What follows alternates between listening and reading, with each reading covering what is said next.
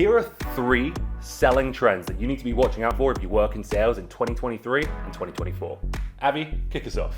One emerging trend will be sellers having increased difficulty getting the mind share of their buyers. With ChatGPT becoming bigger and bigger, there's going to be more fluff getting sent over email, spam detection becoming greater. It's going to be tougher to even get into people's inboxes. It's going to be very difficult for sellers. The way that you maintain relevance is by having conversations with mid-level management to understand what executive priorities look like, as well as listening to podcasts, listening to webinars, looking at articles, staying up to date on industry news, and anything else you can do to get a competitive edge over the rest of the field. Maria, what do you think some upcoming trends are in sales? I'm so glad you asked. There's going to be a greater focus on the buyer experience. According to Forrester, 68% of buyers don't want to interact with your sales team.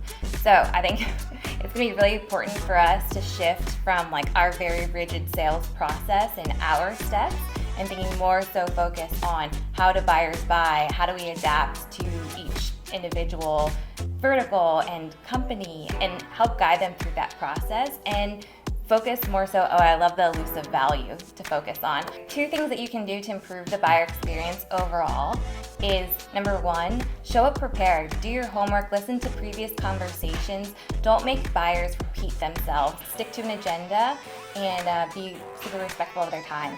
The second thing that you can do is having a you focus versus a me focus. Instead of talking about products and features and getting wrapped into that, shifting that to your prospects and the challenges that it would potentially solve for them. Will, why don't you finish this off? So I think a big trend that we're going to start to see more sellers at least need to focus on, instead of being focused on ROI, return on investment, all the things your product's going to help them do better, we need to be focused more so on COI, cost of inaction. The problem with selling ROI is it's going to help you do this thing better, it's going to help you double your clicks, it's going to, speed up your results.